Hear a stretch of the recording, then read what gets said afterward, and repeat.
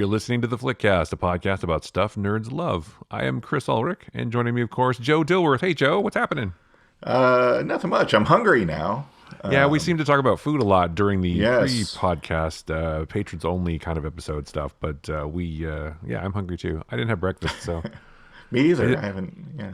I did have coffee though. It was delightful. But anyway, yeah, What? I make my own coffee as a lot of people do. But I Yes. did a French press this morning. And sometimes it turns out better than others, but today it was particularly good. So I'm not really sure why. But What coffee do you use, Chris?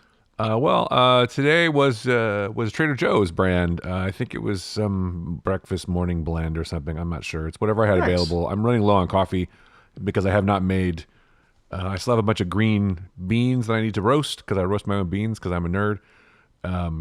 But I haven't roasted in a couple of weeks, and I'm kind of behind. So I had to dig into the Trader Joe's beans today. So there you go. Nice. Oh, good. All right. But I still grind them to order. I don't Grind to order. Yes, there I you still go. grind to order. That's the name of this podcast. Grinding to order. So Yeah, there you go. I like it. There's a name. Yes. There's a name. So but today we're not going to talk about grinding so much necessarily. No, We are going to talk about some more about Rings of Power and Yes. probably some more She-Hulk and some other news with our good friend Keanu Reeves. In fact, let's start with Keanu Reeves, shall we?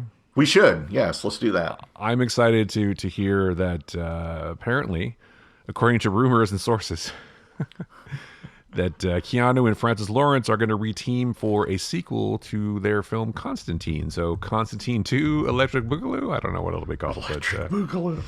But I'm very happy to hear that because I am one of the people who loved that movie. I thought it was terrific. I mean, some of that had to do with Rachel Weisz, of course, but and Tilda Swinton and Peter Stormare and the entire great cast of It's and a even great Shia LaBeouf. cast in that movie. Even Shia LaBeouf was in the movie, and he was fine too. But Even Shia. but LaBeouf. Stormare was terrific as Satan, and Tilda Swinton, of course, great in everything. But yeah, I really enjoyed Constantine, and I will be very happy if they really do make a sequel, and it turns out even half as good. But I feel like Keanu Reeves is in one of those situations where now with like John Wick 4, I don't know. I think he's just looking for new franchises, maybe. I don't know. But what do you think about all this? Well, so it's a little bit more than just like internet sources or sources good, close good. to the say. Yeah, it's an actual official announcement from Warner Brothers. Well, shit. Then it's definitely not going to happen. Yes. So yeah, Keanu Reeves is coming back. The original director, Francis Lawrence, Yeah. is directing. Akiva Goldsman is writing the screenplay, which I think too bad. he's what? No, come on. He's a good writer. I'm just joking. And J.J. Abrams is producing. It seems like so because Abrams was originally shepherding a Constantine reimagining series for HBO Max, and now Yeah. they're saying, well, we're not going to do that, but they're actually shopping it around to other streamers. But it seems like, hey, you know what? We're not going to do that show for you, but hey, how about you do a movie? And over the years, Keanu Reeves has been, or KR as I call him, because we're close like that. You guys are tight, yeah. Yeah. He's always said he liked making that movie and would do another one. And I know there's been there have been rumors and internet sources over the years going, "Ooh, I think they're gonna do that." But it seems like they finally decided to do it. Here's the thing: I've been being a comic book reader. I always liked the character Constantine.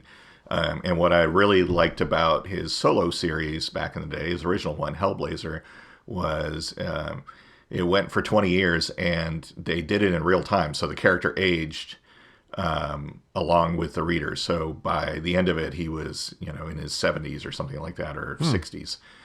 So it was really interesting the way they did that, and just some great stories and tons of writers that everybody knows now. A bunch of British writers, Warren Ellis, Jamie Delano, Neil Gaiman even wrote some, Mike Carey, a bunch of people wrote for it, and it was a great series. But I know there was a bunch of hullabaloo when this movie came out because the character is very British in the comics, and Keanu Reeves is very much not, and they didn't play him like that.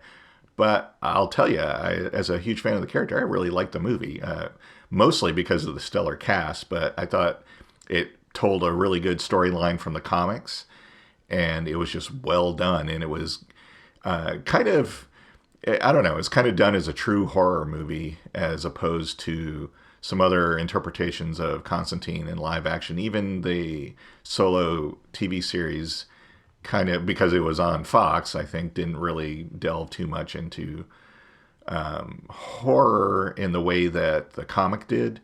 It kind of did, but not. It seemed a little watered down. But this just kind of went for it, and I was kind of surprised we didn't get a sequel because I think it did like 2 or 3 times its budget. It made money. Yeah, it was profitable. It did really well, and it seems surprising that they didn't want to do more, but it seems like they do now, and I will totally watch this. I'm curious to see how much of.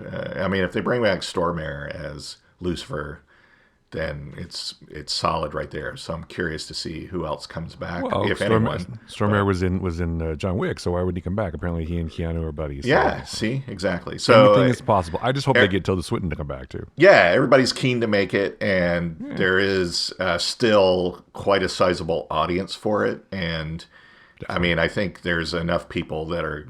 There seems to be a few fans of Keanu Reeves, so I think it will have a decent. Showing. So I'm excited. I can't wait. Yeah, I think that I agree with you. He's always talked about how he wanted to do it again. I think he had a really good time working with Francis Lawrence, and he probably enjoys the character. Of course, there's been some, I don't want to say criticism, but the internet does what the internet does, and people are like, well, will he really be like the character in the comics? Will he be more bisexual, or he be more this or that? I don't know what voice I'm doing. Sorry. Yeah, and it's like, it's just, it's just random internet commenter. Voices, but dude, would he be more like? I don't know what I'm doing. Anyway, and so people are questioning that kind of thing, and then also like, well, will Rachel Weisz be back? Shia LaBeouf or Jimon Hansu, will he come back? I'd be happy to see him too, because I think he survived, right? So yes, he's Papa Midnight. Papa Midnight could absolutely great character, yeah. And I wonder if they'll do something with Matt Ryan. It'd be nice to have him come in too somehow. The multiverse thing is or Jenna Coleman. Why not bring everyone in? So yeah, sure. Yeah. Do you think some of it had to do with the fact that Jenna Coleman was so popular in Sandman, playing a Constantine relative? Maybe. I have a feeling that they were like, we would really like to do this, and everyone was like, yeah, sure, we do it. But I think, it's like, whoa, that Constantine character in Sandman is blowing up. Do we have any way to make some more? Hey, we do. We could do this sequel. Hey, let's check the vault. What do we got? What do we got, Johnny? Okay. Yeah, that probably tipped things in favor of, let's go ahead and greenlight this. I feel like it did, and I hope they don't do, let's make the movie and then shelve it, like they did with Batgirl.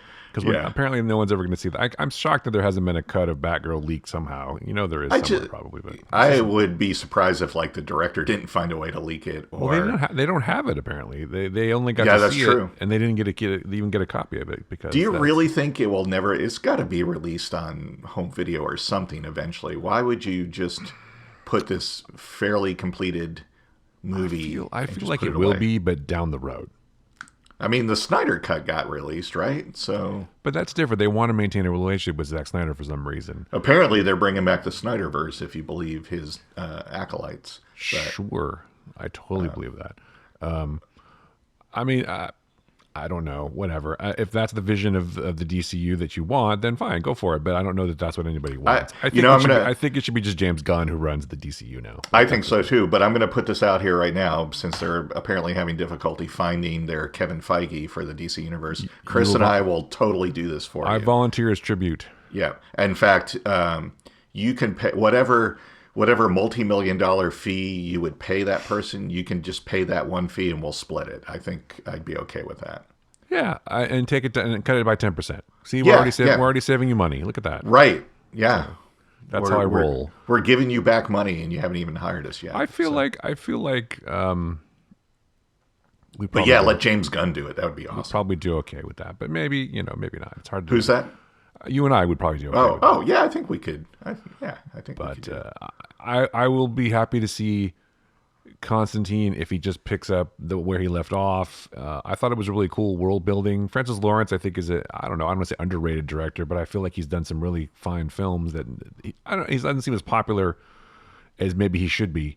And so this is good. This is all good news. I mean, J.J. Abrams.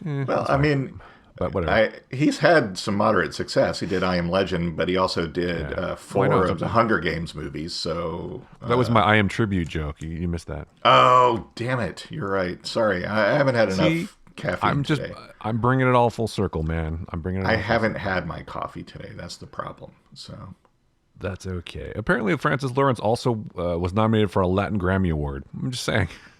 well, I mean, that's interesting, but okay. And he's not related to Jennifer Lawrence, even though they've done 4 movies together. Okay. So there you go. Although he did make that movie with Jennifer Lawrence about her as the spy. I can't remember what that was called. Red Sparrow, I think it was. That was not good. Lawrence and Lawrence. Yeah. She tried really hard in that movie, and it was not. It was not great. I feel like I've seen that movie done better, like La Femme Nikita, perhaps, or something like that. Even the Jane Fonda version. The Bridget Fonda version was even better than Jane Fonda. That would be a new. I would have watched Barbarella or Jane Fonda as an assassin. That totally. I'd still. If they want to do it today, I'd still watch that because she'd still be badass, I think. But I didn't enjoy Red Sparrow that much, and I like Jennifer Lawrence an awful lot, but. I don't know what happened to that, but I don't know. Did you watch all the Hunger Games movies? I did. I thought he did petered out, as it were. I thought nice. Sorry. All right, I caught that one. But I thought I thought he did a great job. I think he's a really solid. I hate saying solid director because it makes it sound like you're good, champ. I think he's a really really good director. And Tiger, you got this, Tiger. Yeah, exactly. But I think, he's definitely like one of those, it's like, oh, it's going to be directed by this guy. I'm like, oh, that's going to be worth watching because it'll be done well. And, I think I'm excited. I think this will be good. And I just think, at this point you could put Keanu Reeves in anything and it's going to make bank because he's a really good.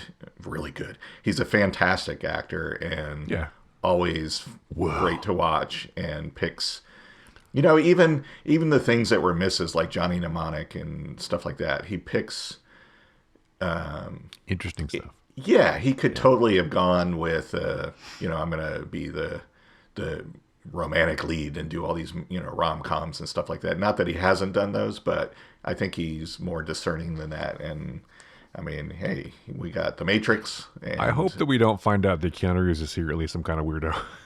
I know, because there's all these great stories about how kind he is and all this stuff. And it's like, is he making up for this? He had a cult and he murdered everyone in it and he's making up for that? Yeah. I don't know. No disrespect to Keanu, but man, no. I hope there's nothing wrong with him. I just hope there's not. Because we need some people to stay pure, We need our heroes, man. We need our heroes. There can't just be stuff that comes out about them. Yeah, maybe he's like a terrible, but he like strangles animals or something. I don't know. Whatever. But the funny thing is, Francis Lawrence had done a lot of other things, but Constantine was his first movie, so that's pretty good. That's a pretty good start. And I Am Legend, I really enjoyed too. Yeah. So even though I sometimes I don't blame him necessarily for I Am Legend. I blame. Well, see, that's why I was like, Akiva Goldsman, okay, because he's I think hit or miss to me. Sometimes he had something to do with I Am Legend. He was the co-screenwriter. But whatever influence he's having on Star Trek, I think is pretty good. But fortunately, he's not the only influence in Star Trek. So yeah, I guess that's probably true. Maybe when he's left to his own devices, I don't know. I think he'll have a good story for. And as we all know, or as you and I know, that he may not necessarily be the only one that works on that script. I'm sure Lawrence will have some say-so and things like that. And he's no dummy, and he also has a lot more, I'm sure, influence on, a lot more input on things now than he used to, for sure. And so, I feel like it's in good hands. Yeah, I could not be happier. If it really happens, I'll be stoked. And there's no reason. Well, I guess you couldn't really bring back Rachel Weisz's character, probably. Maybe you could. I don't know. Well, it's supernatural fantasy stuff. You totally. Maybe there's a third sister. Yes. Yes, that's it. Yeah. That's it. They're triplets. Yeah. Yes, triplets. Exactly. And then you could have a crossover with Dream. He could show up too, right? Yeah, and if all the Endless could show up. If Stormare didn't want to do it, you could bring Tom Ellis, who played Lucifer on TV. There you go. He could be Lucifer. See? Yeah, it all works. He was supposed to be Lucifer for 5 seconds in Sandman too, wasn't he? But No, they said they specifically didn't want to use him. I don't know. I thought they heard they had discussed it, but then they went a different way, which of course was a great way to go. Obviously. Well, but, yeah. So can't go wrong with her. But yeah. So the possibilities are endless. But I'm gonna be in excited. The Constantine-verse. Constant verse. Constant verse. There you go. Yeah. Anyway, I'm stoked. So do you want to? We could talk about She-Hulk briefly, and then talk about let's do She-Hulk real Rings quick. of Power. Well, I mean, let's talk about She-Hulk real quick. That sounded weird. Well, it fits in with the show, kind of. I don't know. I like She-Hulk a lot. I like the character, and I like Tatiana Maslany, and of course, Jamila Jamil is terrific as Tatiana, or not Tatiana, but as Titania. I meant to say. Yes. Which is a funny character. I don't know. I don't know if I love this episode. I don't know if I love the show. I'm trying to figure out what I like about it and what I don't like about it. But I'm still enjoying it. It's still fun to me, and they are really trying hard to make it a courtroom drama, which is sort of interesting. Yes. And of course, the most important part of this entire episode is the stinger at the end. Yes. What's in the box? What's in the box? Spoilers if you haven't watched She-Hulk. That's what's in the box? Literally, what's in the box? Or the other movie if you haven't seen Seven. Is that what it's called? Yeah. But, if you haven't seen Seven by now, come on. Yeah. The Seven Deadly Sins, Lieutenant. Oh, sorry. Yes. You gotta love Morgan Freeman. Any movie with Morgan Freeman and Brad Pitt. I mean, that's a great combination. Let's be honest. What are they going to be in the Marvel universe? Come on. Brad Pitt and Morgan Freeman? I guess Brad Pitt kind of was because he was the Vanisher in Deadpool. Right, he was for like 10 2 seconds. Yeah.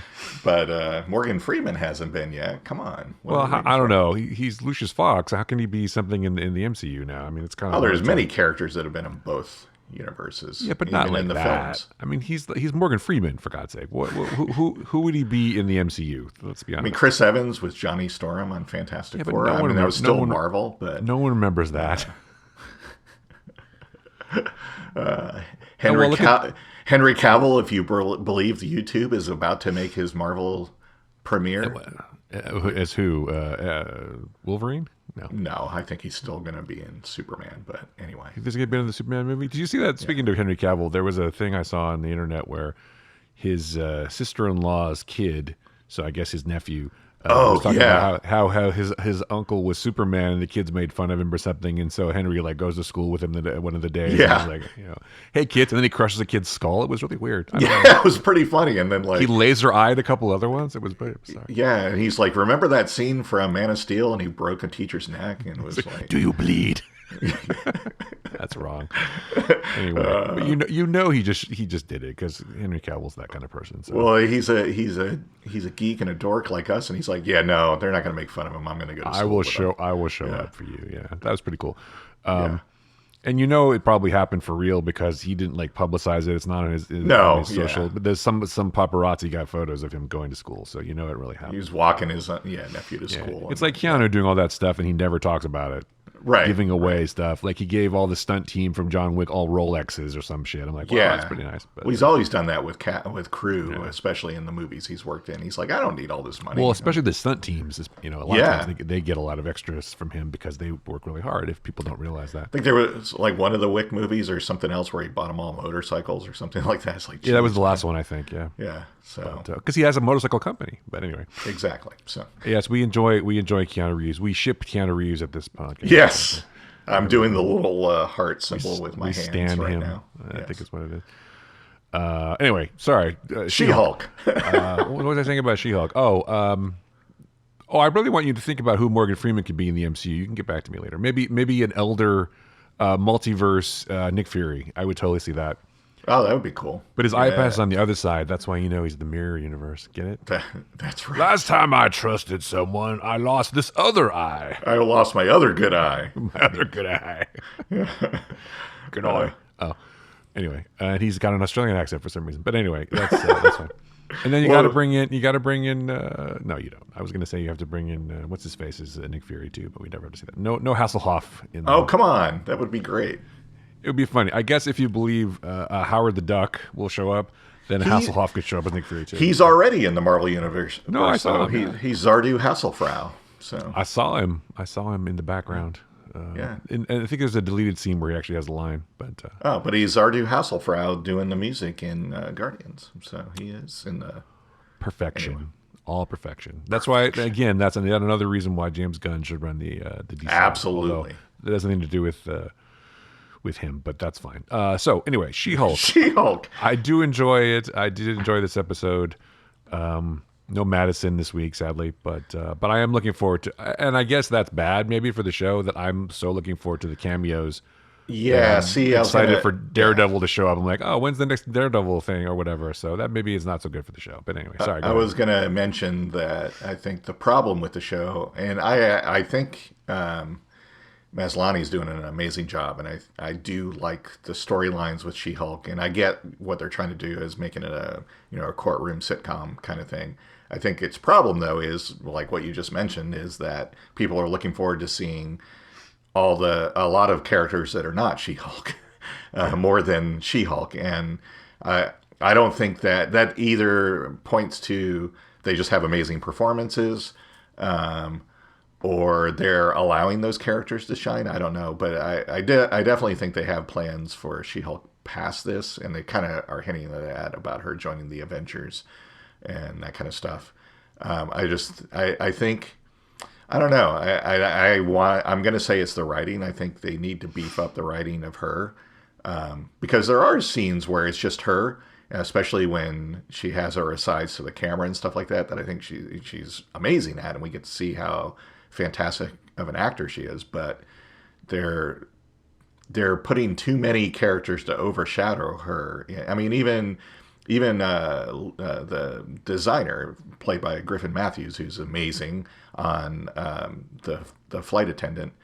He just kind of stole the scenes that he was in this one too, and it's like, that's not maybe what you want to do, but.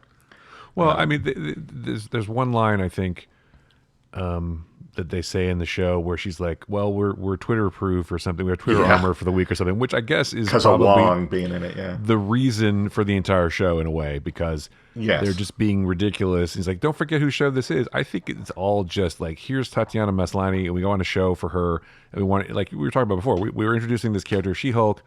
And she's got kind of a nemesis on the show now with Tatiana or Titania. I keep saying Tatiana, but Titania, who's also, I think she did a great job. Yes. But it's like, the reasons for the show are different. It's like, let's throw all these things and see what happens. And let's also reintroduce Daredevil. And don't forget Wong's here. And Blonsky's going to be here. He's going to be in something else. I'm sure he'll show up in Thunderbolts. And, it's kind of like let's throw things at the... it's a springboard for a lot of things. Exactly. Yeah. So get used to the idea that these characters are going to be around. Get used to the idea of She-Hulk. Get used to the idea of, more woke feminism in the MCU, bro. I'm just joking. But this is what's happening. This is the direction we're going in. Yes, it's an expensive show, but it's not that expensive, especially if it's all in a courtroom. But you have to imagine that having her be She-Hulk the entire show is probably not cheap. Right, exactly. That's basically effects in every scene, although I'm sure Disney can afford it. But so I think that's one of the reasons the show exists. And, I think we'll get, in the last few episodes, we'll get some more action again because maybe also part of it is we have to be cool for a few episodes because we have to save our money for the end. I'm still enjoying it. Here's the thing. If I look forward to the episode, then it's still a good show in my opinion to me. Oh, and I totally am. Yeah, I'm excited for it. It's like Rings of Power. People are giving shit about that show too. I'm still look forward to Friday, and I still look forward to Thursday when She-Hulk comes out. Yes. And I'm looking forward to next week when Andor starts. Yes. In the 3-episode premiere, I'm like, that's a lot of stuff to give away, but okay. Yeah. That's going to be cool, or it'll be terrible. But it'll probably land us somewhere in the middle. But right. Yeah, what, She-Hulk is a great character. And it really is a lot like the comics. And if people don't like it, maybe that's a reason that I'll like it more. Because obviously it's punchy people, pushing some buttons on people who are assholes, and I don't mind that. Yes, and that's always fun. And I think the other, looking back now at all of the Marvel shows so far, including She-Hulk, I think it's kind of obvious that while they are meant to... either familiarize or refamiliarize everyone with specific characters, there's also there's a lot, even in Falcon and the Snowman. Yeah. Um, Also a great movie, by the way. Falcon and the Winter Soldier, and even WandaVision, there is a lot of introducing concepts and characters. Yeah, there's a lot of world building going on. Yeah, in this thing. so I think that's kind of, I think they should serve dual purposes. It's like, hey, we're going to give you the origin of She-Hulk and show you what this character is about, but at the same time, we're also going to reintroduce you and show you concepts and things that are going to play out later, much like the main character. And I think all of the shows have been kind of like that. Even Falcon and the Winter Soldier, there was a lot of that going on. I mean, that set up Thunderbolts, and we didn't even know it, right? So well, and also in the next Captain America, he became Captain America, right? Exactly. So I think there are a lot of it's a lot of transitional. Yeah, it is, and it's stuff they can do cheaper than making a movie of it. Right. It's like, so now we're going to introduce She-Hulk and all these other characters, and with Miss Marvel. Miss Marvel is a new character, and also now here's some mutant action, and now Miss Marvel is going to be in the Marvels, and whatever. Right. So yeah, even Loki, it's like, here's how we're going to introduce you to the concept of the multiverse and Kang. Exactly. So it's, I think, yeah. So maybe they've gone a little overboard with that on She-Hulk, but in a way, I think it's okay because, like you said, they're being cheeky with it and acknowledging, hey, guess what? Here's our new guest star, So I expect them to have a comment, some kind of fourth wall comments or something like that when Daredevil shows up. So, Yeah, I'm sure she'll be interested in him because he'll probably look cool. So, although that's a different Daredevil Daredevil outfit. I almost said Deadpool, but I didn't. Kind of harkens back to his original yellow costume, so sort of a mix. Yeah. And they said at D23 that the new the Daredevil in the MCU and the new Daredevil show aren't necessarily a continuation of the Netflix Daredevil. Right. It's a new take on it, but I mean, I don't think they're going to go out of their way to invalidate any of those episodes, but it's going to be a little bit lighter and not quite as grim and dark version. So, and I'm okay with that, especially on his solo show, if they can still bring back, Foggy and Karen and bring back the same supporting cast. I think it'll be fine. I mean, don't they have to kind of? I mean, those characters exist. Whether it's they those need to at this or point, not. They can't recast them because that would be weird. It would be weird, and they've already committed to Charlie Cox, obviously, and he could not be Vincent, happier. And Vincent D'Onofrio, but he was. So it's like he could not be happier. Charlie Cox. I saw an interview with him. He's like just amazed. He's like, his thing was, I feel like I played this character, but it's all like starting over again. I feel like I'm doing everything again. So it's not a reboot per se, but I think you're right. It's going to be more like a new beginning, but also some of the same thing. But I kind of feel like they should bring back everybody, but maybe they won't. Who knows? But we'll see. I thought they were all good. I'd like to bring them all back, but absolutely. So I think it'll be fine. Again, we've had a number of years since the Netflix series, so maybe he is. I don't know. I think it'll be fine. The only thing I hope they retain, and I guess they're only doing one season, but the signature part of the Netflix show that I loved was each season having the one take fight that got longer and longer each season, where I think in the third season it was like 15 minutes of just one take. And obviously, as we know, they do tricks to get around that. But from what I hear, it was legitimately, they did it multiple times, but it was one continuous take as they shot it. So I hope they bring that back for one of the episodes. They'll follow the Born Again storyline where Karen becomes a heroin addict prostitute in Mexico. Well, I mean, that's what they're calling it, but if it's going to be on Disney, maybe not. I don't know. I was thinking about it. I was like, some bad shit happens to Karen for sure. Why? I don't know if they're going to keep that. Yeah, the weird thing is most of the third season of the Netflix show had most of the story elements except that from the Born Again storyline. So I'm like, I know you're calling it. I think they're calling that in name only because it's like, are you going to retell that story? Because that would be weird. But it is kind of an interesting way to start a new chapter of Daredevil because he's basically homeless in the comics and paranoid and kind of forgot he can't practice law anymore. And But they did that in the third season. Foggy's an Elkie or whatever, Yeah. and I don't know that I guess they're not going to make Karen do porno, but Probably not for a Disney show. I would think not. Who knows? Maybe, but and plus Ben Urich is already dead, although he was in Netflix. But anyway, They could bring him back though. It's a new thing. I guess they could. You have to. You can't really have a Daredevil show without Foggy or Karen. I don't think you have to bring Foggy, is particularly. You have to have him. But well, and Elektra, are they going to bring back Elektra and the actress that played her? Because what about Stick? I guess they could bring. Well, anyway, it doesn't matter. Stick is dead, I guess. But, but Elektra Scott Glenn is dead, but Elektra's still alive, right? Or well, in the comics right now, both she and Matt Murdock are Daredevil. They kind of teamed up. So Elektra has always been there. So, but in the Netflix show, doesn't she die? I can't remember what happens. I think so. I think doesn't she become the Black Death or whatever? Well, yeah, because that was a storyline in the comics where she quote unquote died and then came back, as characters are wont to do in the comics. So right, but they don't have the Lazarus Pit. That's a DC thing, right? Yeah, exactly. It would be cool though if they started reintroducing like Jessica Jones and Luke Cage and did a Defenders movie. I think that would be cool. So it would be cool. I would watch that. It's just funny to me. Yeah, I did enjoy the Born Again. I think Born Again was probably the storyline that I went back to Daredevil. Or maybe I just got into Daredevil. I can't remember when it came out. It came out in the 80s, right?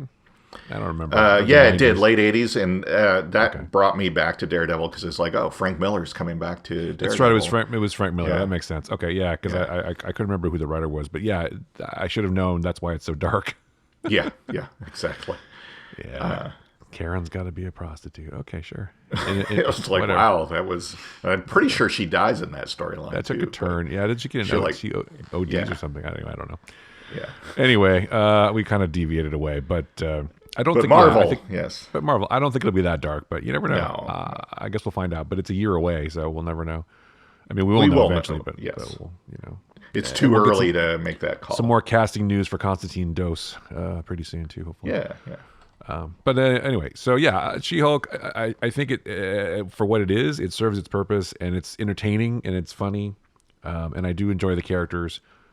And I think that, whether they'll do another season of it, I don't know. But it should be interesting what happens in the next couple of episodes. Because I feel like they'll be, maybe she'll be fighting Titania and Matt Murdock will have to help out. Or the big bad will be either Fisk or it'll be, whatever his name is. No, not Blonsky. It'll be the guy who Tim Blake Nelson played in the Incredible Hulk movie. Oh, the leader. He's coming back. He's coming back. In one of the movies, so so that's what I'm saying. Yeah. Maybe they're setting him up. Maybe he's the bad guy. Yeah, who's trying to get her powers or trying to get her blood. So that's what I was thinking too, but I couldn't remember the character's name. You don't think Blonsky is secretly running everything behind the scenes? No, I think Blonsky will end up being Thunderbolts, but I think this is actually a setup for the leader. Or Fisk. I mean, because Fisk is always a bad guy too. So actually, the big bad is Madison because of her. Right. Her deal with the demon, which everyone's like, Mephisto.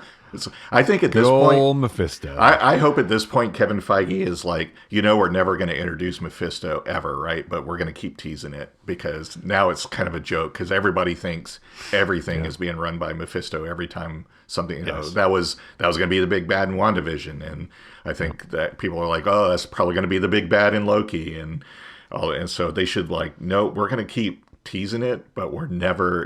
I'm putting a moratorium on it. We're never gonna introduce Mephisto just because it'll be funny. But the leader is definitely coming back in Captain America: New World Order. So yeah. So that would be a good way to tease him. Yeah, it would be. And it's funny that they're bringing the Incredible Hulk guy. Because this is like they're not forgetting that movie exists, which I think is nice. But most of the supporting cast of that have come back. Yeah.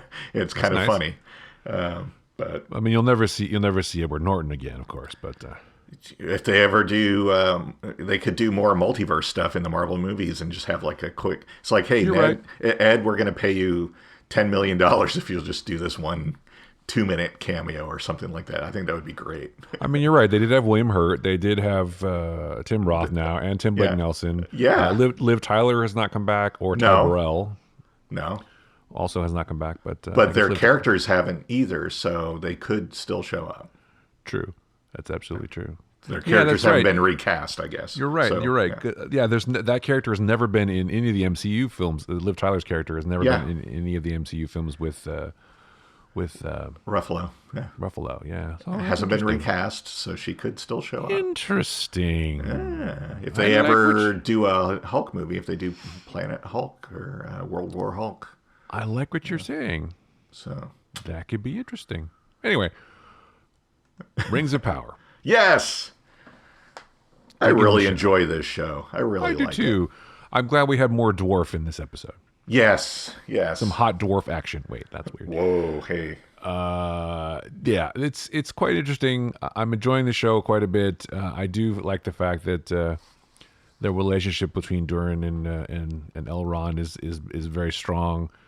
It's called you know, and They kind of roll their R's all over the place on this thing. I'm like, little bit. Yeah. Well, some people are Scottish, some people are not. You know. What you can do. So spoilers for Rings of Power episode 4. Yes. Still loving it.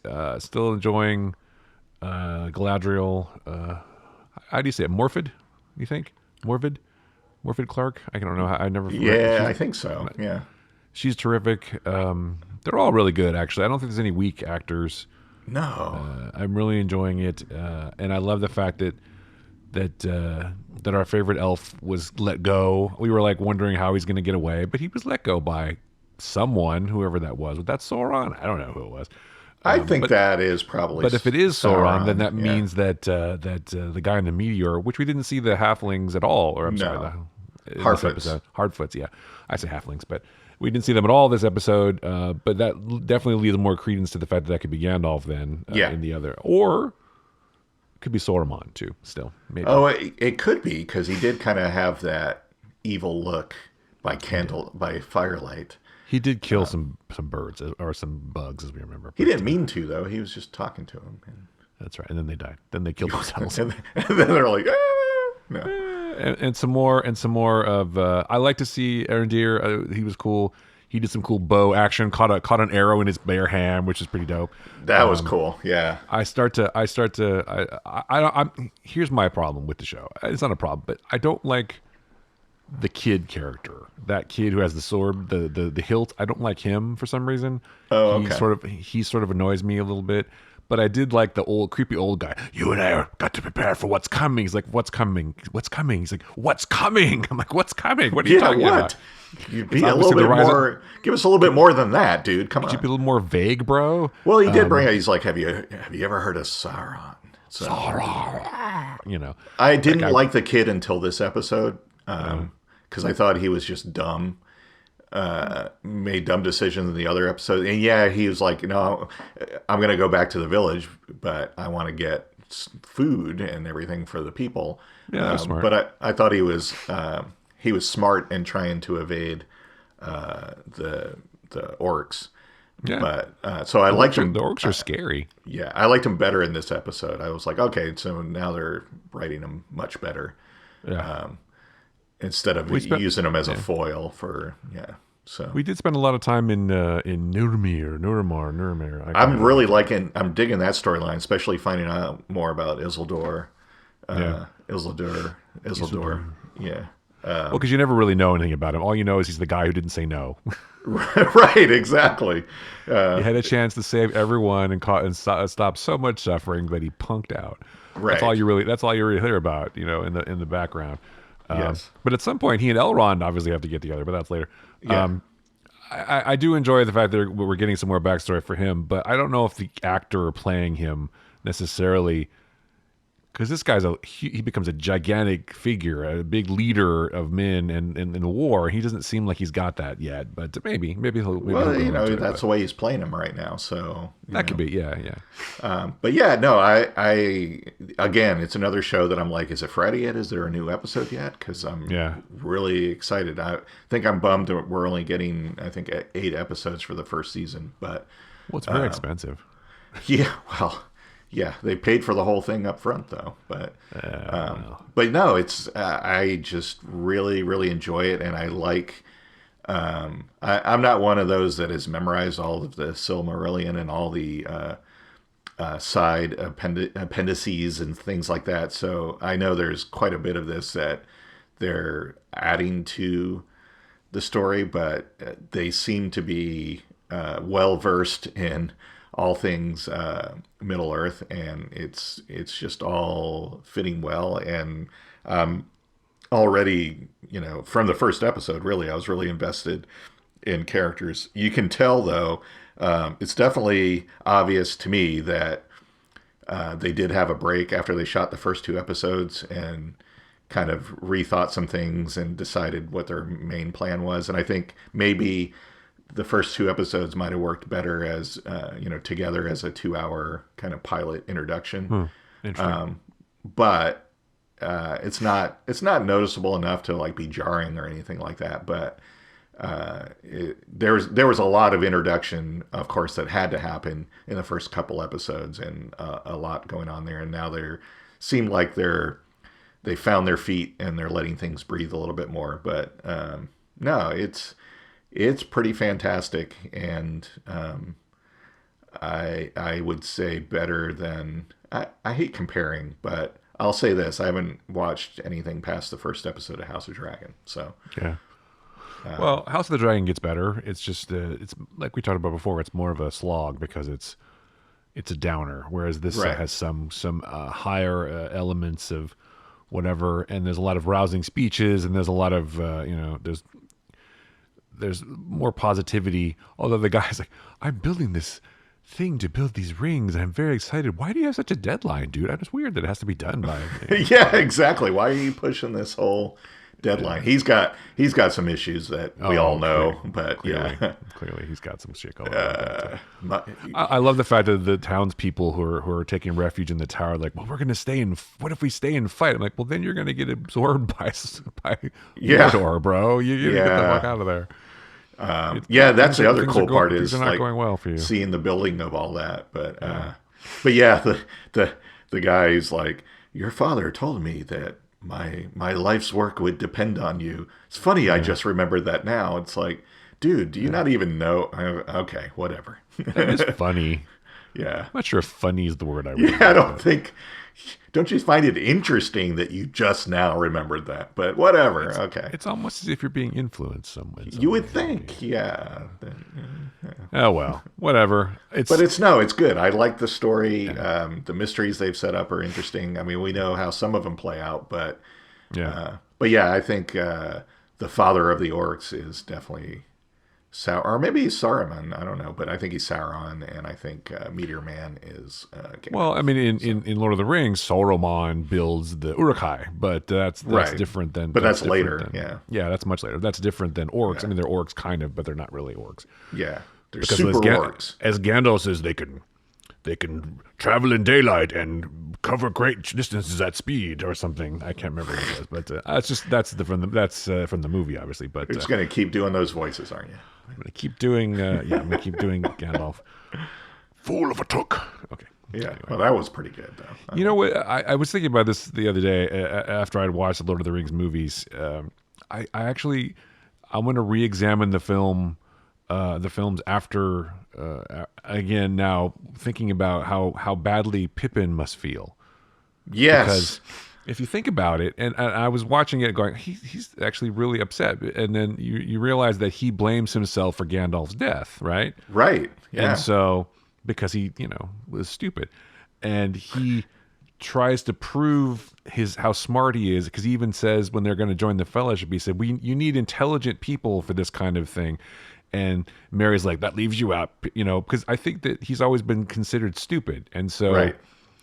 He's been trying to prove himself, which is why I think he sometimes gets a little bit more reckless. It's interesting to think about the supporting characters more. Yes, but then that's why also he's so excited when Gandalf's still alive. Yeah, exactly. No, yeah. Spoilers. Gandalf survives. Yeah. Spoilers for a 20-year-old movie. But. And a 70-year-old book or something. Yeah. Yes. Even Lord of the Rings came out in the 30s, right, or something. Something like that. Yeah. So yeah, he isn't killed by the Balrog, or is he? I don't know. Well, I think Gandalf's an immortal being, so he's not going to die. Gandalf the Grey is, but Yeah, that was my name, he's Gandalf. the what are they? Valar. Yeah. Anyway, yeah. He's a spiritual being or something, an Yes. angel, right? Yeah, it's just his Valinor? earthly Yeah. vessel. Yes. Yeah. He's on Middle Earth to help to help Yeah. people. Yeah. Especially the Harfoots. I mean the hobbits. I mean, so I mean, see, that's why I'm Elrond. saying that's Gandalf, because it totally explains his affinity towards hobbits later. It does. It does. So. I think it's just also we want it to be Gandalf too. Yeah, and I'm kind of torn because I'm like, I totally want that to be Gandalf, but at the same time, I'm like, I also want them to write against my expectations. But I'd be okay though if it's Gandalf. But if it turns out not to be, it'll be like, oh, cool. So they do have a plan. Then So it will be. Then it's Saruman. There you go. yes, So I solved it. I Saruman. solved it for you. Yeah. So There you go. You fixed yeah. it. So. Yeah, there's 8 episodes and we've got 4 so far. So we got 4 more to go. Yeah, and then a long wait for the next. That's 6 the only thing about years. the short seasons. Not just because it's like I know everyone's like, oh, if you binge the whole season, then you have to wait forever for the second season. I'm like, I'd be okay with that if it was more episodes. I think that's the thing with short seasons. It's like, now, in 10 weeks or in a month or 2 months, I watched the whole show.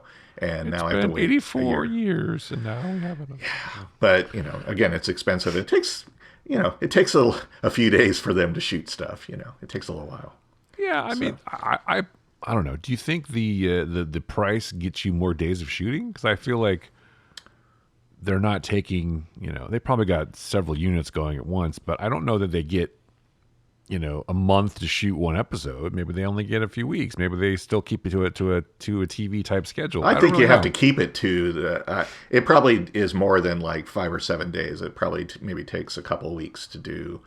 Because there's a lot in those episodes. But again, maybe they don't necessarily have that kind of schedule because they may have several units What's what I'm saying? They probably filming. So it'd be yeah. like, this month, we're going to shoot all of the stuff in, with the Harfoots. And this month, or I don't know how they do it. But I would imagine they have some semblance of They TV do it all in schedule. a warehouse in Burbank. That's how they do it for the money. You can't just say, well, we're just going to shoot and see what, you got to have a schedule, right? Because people Sure, but have to shoot other things. But even with I'm saying, even with the budget that they have to work with, they're not doing like a feature schedule. It's still a TV show. Yeah, And so I they think probably don't get 70 or 80 days to do an episode. Sure, or no.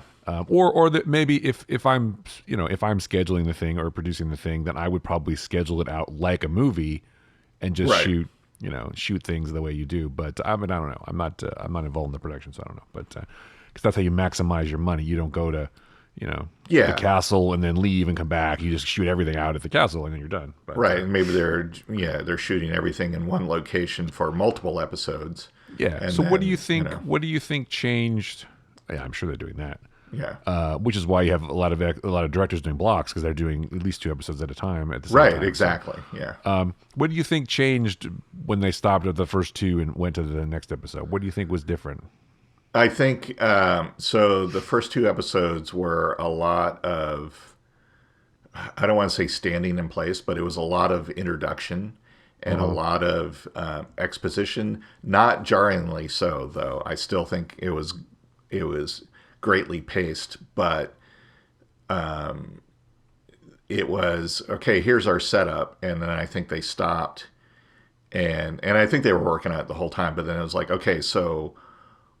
Where I would not be surprised if there were some things cut from the first 2 episodes that there were like maybe like, okay, we don't want to go in that direction, or we don't want to introduce that yet, or things like that, and it may even have been hey, we want to highlight something a little bit more, so let's reshoot some scenes or add some scenes to push that forward. So we may never know, but I just think it would have worked better with the first 2 episodes being like a 2-hour one episode instead of 2. Interesting. Because then we would have gotten into the action, for lack of a better word, quicker. Yeah. But I still think it works, and I kind of loath to talk about it because I don't want it to sound like it's a criticism and say, oh, their setup just didn't work or the pacing was wrong, even though the sound was great. But, the music was phenomenal. Yeah. Yeah. But I think, and I don't want to say, oh, the introduction worked despite its flaws because, but I don't know. And maybe I'm only thinking that because I read that they paused. So maybe that kind of is feeding into my. Well, I think the direction. I think the directing is better in these episodes. I don't feel like the director they had for the pilot and the second episode is as strong as the subsequent directors have been. Maybe that's it. Maybe it's. And I think you're right. Maybe they took a look at the footage and they're like, we gotta make some changes, or who knows what really happened. But I definitely feel a shift in tone and definitely feel a shift in pacing and whatever. And then people, of course, complain about the show being too slow, or whatever. But yeah, I don't think it's too slow, and maybe it is that. Maybe it's as subtle as tone and pace. Because it's not like I go, wow, it's a completely different show from the first two episodes. Well, yeah, it's not that at all. It's just this like subtle thing, and maybe it is just the director.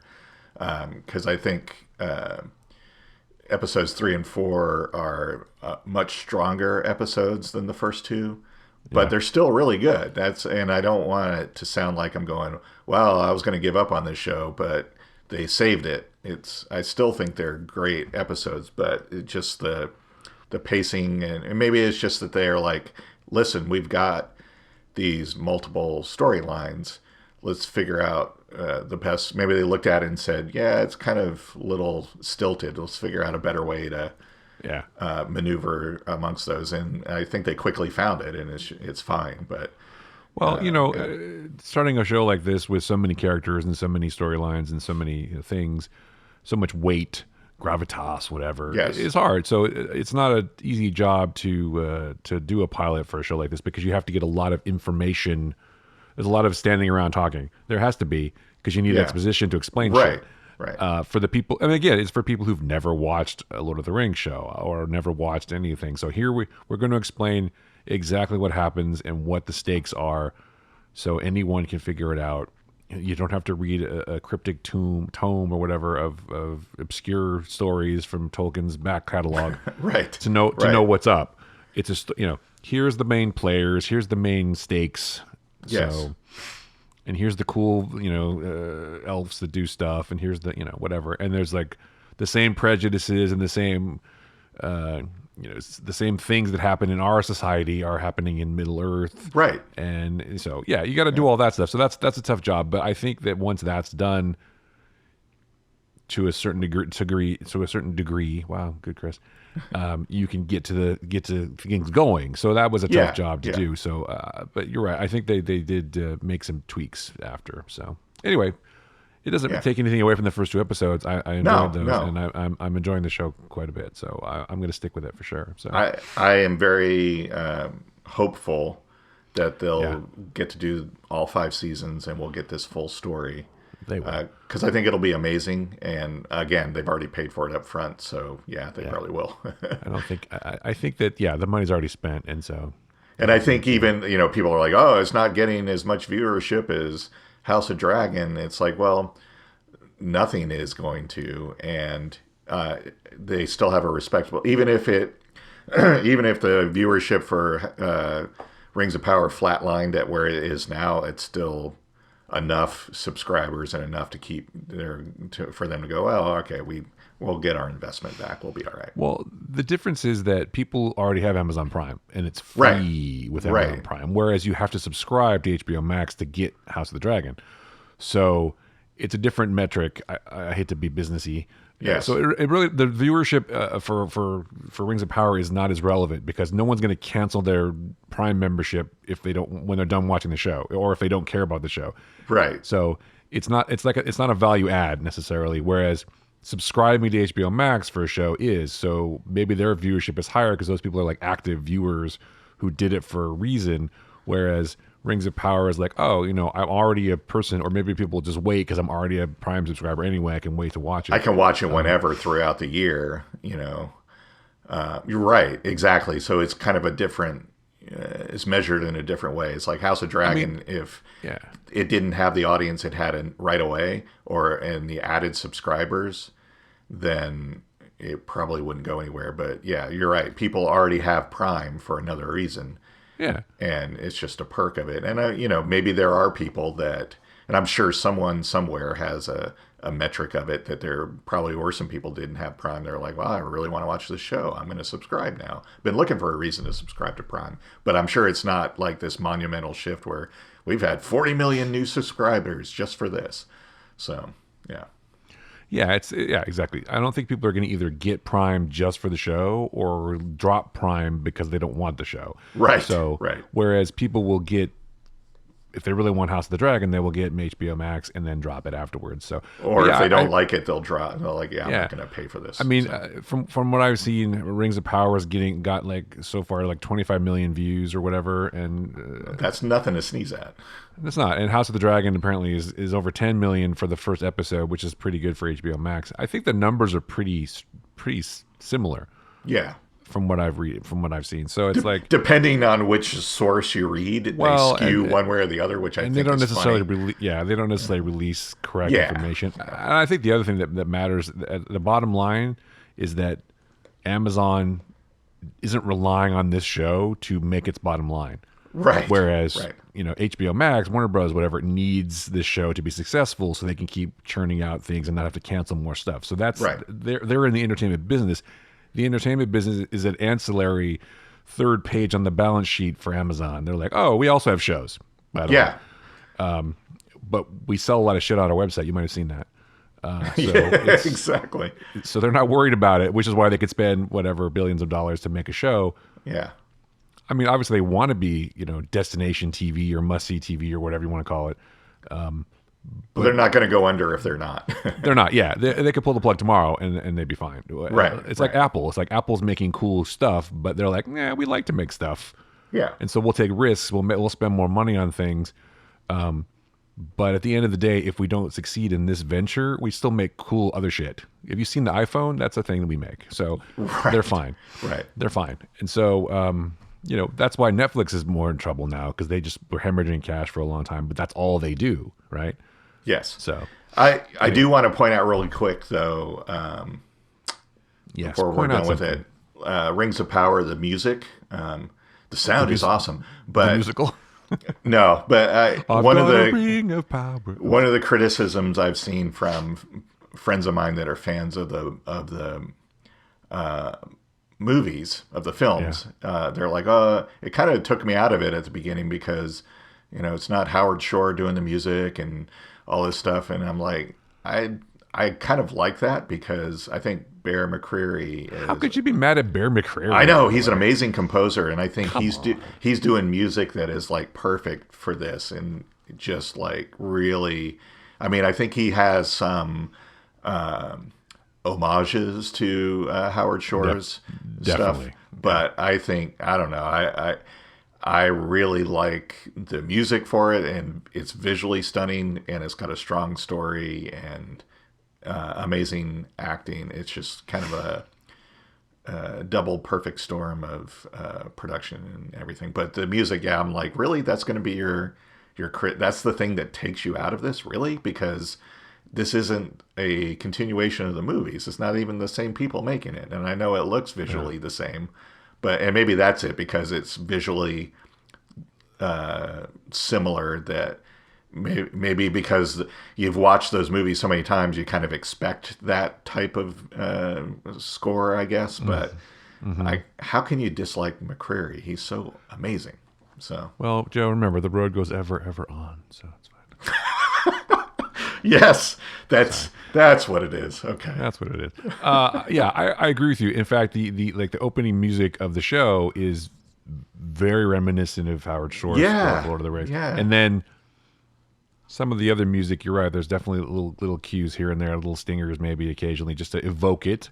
Yeah, but he's definitely doing his own thing. I think people give Bear McCreary some shit because he's not a feature movie composer necessarily. He does a lot of TV and video games. So what?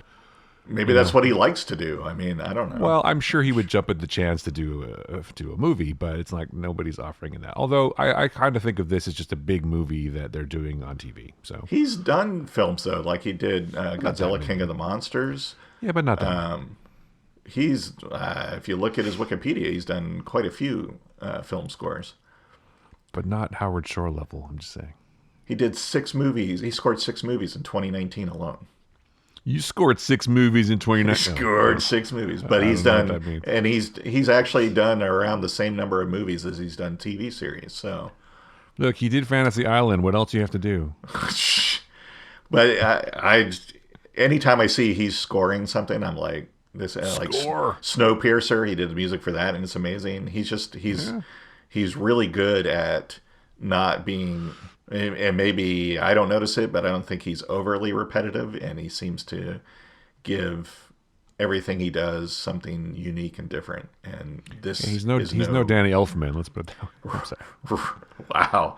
I'm sorry. Sorry, Danny. You're a cool guy, but your soundtracks all sound the same to me. They all sound like Oingo Boingo songs, but anyway. Which I love Oingo Boingo. Don't get me wrong, but I don't need to. I think he peaked at Batman. I'm just saying. I agree. And McCreary is from Bellingham, Washington, so he's a local boy, so I have to give him a shout out. So. That's right. Yeah, that's right. So, okay. So, again, I'm not taking anything away from him. He's awesome. Yeah. But yeah, he's up and coming. He's got time to build a career, right? I think I'm not worried about him. I think he'll be. I'm not worried about his. He'll be fine. Yeah. Yes. But yeah, I don't know. I think that people just like to find stuff to criticize, frankly. So yes. That's why I loathe well, I thought it was okay despite its flaws. Or even better, if you want to be very pretentious, I thought it was okay despite its obvious flaws, which means you should also understand that it's not that good. It's like, really? Come on. There's too many plot holes. That's the problem. Plot holes, yes. That's another... Too many plot holes. Yes. And too many black people. Right. It's not all white, so there's going to be... Yeah. It's obvious flaws, right? So, yes, let's have a conversation about a mermaid, okay? God, people are stupid. Yeah. Anyway, should we go to picks? I don't want to get into that. That's terrible. Yeah. Yes, let's pick some shit. Yes. Would you like to go first? I'll go first. Okay, I can go first. I'm ready if you are. No, I'll go first. I'm going to pick a movie that just came out. I want to go first now. Okay, what is it? Fine, go first. I don't care. I'm just kidding. Okay, I'm going to pick a movie that just came out that I liked way more than I thought I would, and that is Confess, Fletch, the new Fletch movie with Jon Hamm.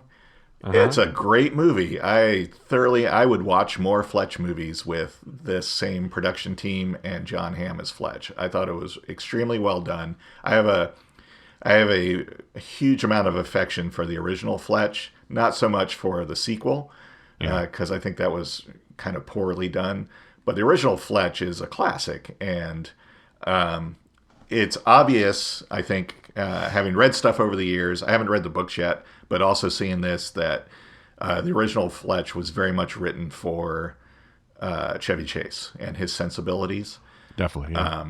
It sounds like this one is more in tune with the book. I thought it was really great. It was well written, has a terrific cast, and Jon Hamm is just pitch perfect with his comedic timing and his quips. I think it was brilliant casting Roy Wood Jr. as kind of the straight man detective character, and instead of being a comedic foil, although they do have some good comedy with him. But it was just really great. There's John Slattery is fantastic as kind of the old school crusty news editor, and is probably not used as much as he should. Marcia Gay Harden is terrific as an Italian countess. It's just, I really, really enjoyed this movie. I expected it to go, well, it's okay, but it's not really Fletch. And I totally was pulled in and bought it. And like I said, I would like to see more with Jon Hamm as Fletch, especially if they can do it like this. So yeah, it's getting good reviews, and if it makes any money, I'm sure they'll make another one or two. Yeah. Yeah, I love the original Fletch with Chevy Chase, but you're right. Absolutely, there was a Chevy Chase pass on the script. I would imagine where Yes. they made it basically, more slapstick and more comedic and more like I'm going to wear different disguises and make jokes, Yes. and that worked. That worked for that movie. The second movie I didn't enjoy as much for sure. But yeah, they've been trying to make this. I mean, Kevin Smith was trying to make Fletch, Jason Lee, and there was going to be a Bill Lawrence version, and at one point Jason Sudeikis was going to be involved, apparently. Yeah. Which would have been interesting. Yeah. But I think Jon Hamm has the right sort of persona and the sort of whatever to play Fletch that's more like in the books. I would say I agree. I haven't watched the thing yet. But I'm going to watch it this weekend and enjoy it. I would say the smart thing about it, and this is not a spoiler, but they definitely give him plenty of lines and plenty of humorous moments, but they also wisely have a lot of the humor and some of the comedy be, let's see, how do I say this? Basically how what his reaction to it. Yeah. So they really ground the character, but at the same time, they have these just outrageous characters around him, and his reactions to them are just as funny as the comedy that's going on. It's smartly written and really well done. And I think if you're a fan of the character, especially, you'll really enjoy this movie. So Excellent. Yeah, I'm going to watch it for sure. Cool. That's a good pick. yeah. My pick is continuing my tradition of talking about things I'm using in the kitchen. Ah, yes. Last week I was a thermometer. This week is one of the most important things you could possibly have. At least it's been super important to me, and probably the last time you'll ever have to buy one of these, because this one works so well. It is not sexy, as I said last week, but it certainly works well. It is the Mercer Culinary Millenia bread knife. I know. Oh. Are you sitting down? It's amazing. I'm glad I was sitting for that, because I would have fallen over. I've gone through a lot of bread knives. I make a lot of bread, and I've gone through a lot of bread knives, maybe 3 or 4 at least, and they've all been kind of shit. This one is fantastic. It cuts the bread exactly the way you want. It also will cut tomatoes. It'll also do a lot of things. It is perfectly... It's got the little wavy edge. It's Japanese steel, and it does everything perfectly. It cuts the skin of the tomato without damaging the insides, but it also cuts the shit out of your bread too. But also Nice. your finger if you're not careful. Yeah, don't do that. But the most important thing about this knife, it's only $18. Really? Okay. Yeah, maybe $20 at Amazon. It's that good. It's basically one of those. If you buy it, you'll never ever want to buy a different one. It works so well that it's just perfect. I mean, some people like the offset version where the blade kind of drops down a little bit, and I know that those are good too. But this one is just the pinnacle of bread knife technology. I don't want to say it any better than that, and it's super comfortable too. The handle's really grippy and comfortable, Nice. and it's just Anyway, so I'm gonna be picking some more culinary type stuff for the next few weeks, because that's definitely what I'm into right now in particular.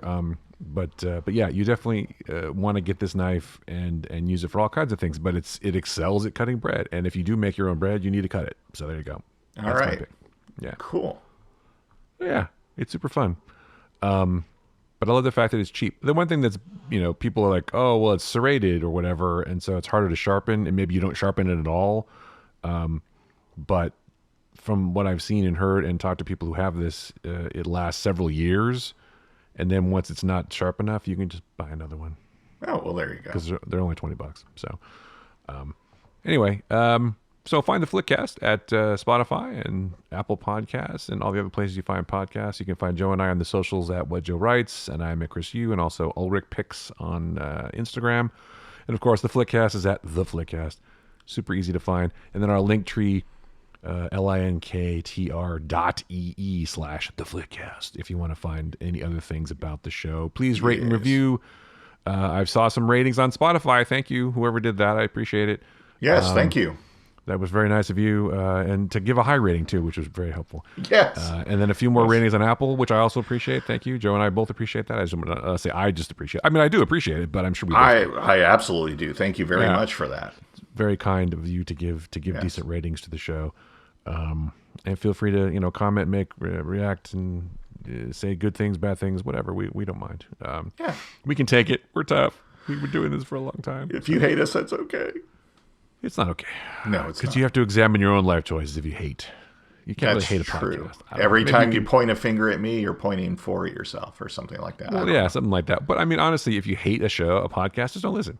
Right. Why are you still listening if you Why are hate you still it? listening? If you can't, life is too short to hate listen or hate watch things, I think. Right. Exactly. And the idea of guilty pleasures, let's get rid of that too. Just Yeah, enjoy something. absolutely. It's not, you don't have to be guilty. Just enjoy it. It's Like okay. the things you like, and just because you really like Star Wars or Star Trek in certain iterations doesn't mean you have to like everything. If you don't like it, don't Right. watch it. It's okay. Well, I think with that, humans in particular lately seem to spend a lot of time judging other people for what they like. Yes. So the idea that you have to feel guilty about liking something that other people may not like, just, yeah, like Joe said, like what you like. Don't worry about it. Yep. We're not going to judge you. This is a safe space. It is. It's okay. It is. Like what you want. Okay. Anything else, Joe? I think that's probably it. Did I cover it well? I hope I You did. did. Very well done. Thank you. I really appreciate that. And I appreciate you. I appreciate you. All right. So for Joe Dilworth, I'm Chris Elwick. That was the Flickcast. Thanks for listening.